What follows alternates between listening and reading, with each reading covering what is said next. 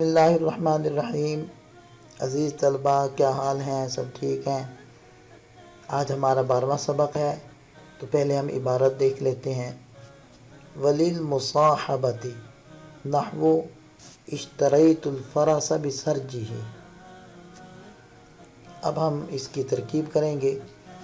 ابتدا میں ہم نے آپ کو بتلایا تھا کہ بڑی ترکیب کرنے سے پہلے آپ نے ان کلمات میں سے ہر کلمے کے بارے میں یہ غور کرنا ہے کہ یہ اسم ہے، یہ فعل ہے یا حرف ہے، اور یہ غور کریں گے آپ اسم فعل حرف کی علامات کو اپنے سامنے رکھ کر۔ پھر آپ نے ان کا لغوی معنی دیکھ لینا ہے۔ تیسرے نمبر پر آپ نے ہر کلمے کا دوسرے کے ساتھ تعلق سمجھنا ہے اور اعراب دیکھنے ہیں۔ جب تعلق سمجھ میں آ جائے گا تو اعراب بھی سمجھ میں آ جائیں گے۔ پھر چوتھے نمبر پر ہم نے یہ بڑی ترکیب کرنی ہوتی ہے، جو آج کل ہم پہلے نمبر پر کر رہے ہیں، اس اعتماد پر کہ آپ حضرات کی مشق ابتدا میں ہو چکی ہے۔ وہ عاطفہ ہوگی للمصاحبہ۔ اس کی ترکیب کرنے سے پہلے آپ سابقہ سبق میں دیکھیں، وہاں تھا قد تکون للتعلیل۔ یہ واو بذریعہ عطف یہی بتلا رہی ہے کہ قد تکون جیسے سابقہ ترکیب میں تھا، اس ترکیب میں بھی ہے، تو اختصار کے پیش نظر قد تکون کو یہاں سے اڑا دیا اور وہ عاطفہ کے ذریعے سے اس کی طرف اشارہ کر دیا۔ تو ترکیب کرنے کے لیے ہم قد تکون کو یہاں نکال لیتے ہیں، تو قد تکون ہو جائے گا فعل ناقص۔ یہ ضمیر اس کی بنے گی اسم، جو راجع ہوگی الباء کی طرف۔ للمصاحبہ لام حرف جر، المصاحبہ مجرور، جار مجرور ظرف مستقر ہو کر قد تکون کی خبر۔ فعل ناقص اپنے اسم و خبر سے مل کر جملہ فعلیہ خبریہ ہو جائے گا۔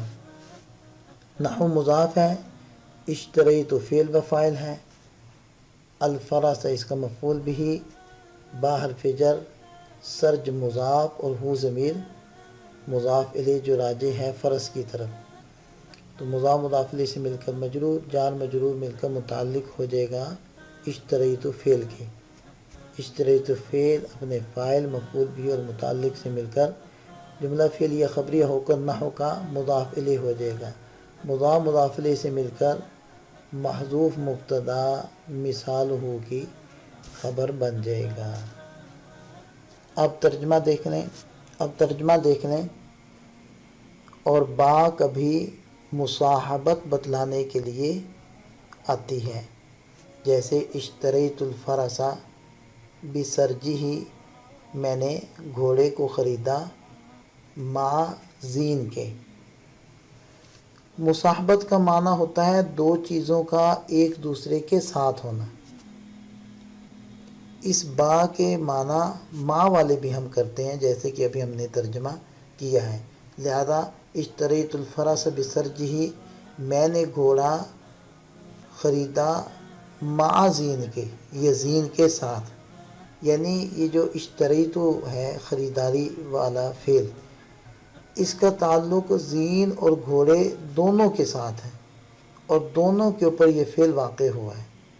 تو اگر با نہ ہوتی تو پھر تو یہی ظاہر ہوتا کہ اشتریتو کا فعل صرف گھوڑے پر واقع ہوا ہے، سرج پر واقع نہیں ہوا، تو با نے اس فعل کو گویا کہ سرج تک متعدی کر دیا یا سرایت کر دیا یا پہنچا دیا۔ تو آج کا سبق مکمل ہوتا ہے۔ اللہ تعالیٰ ہم سب کا حامی و ناصر ہو، دعاؤں میں یاد رکھیے گا۔ السلام علیکم۔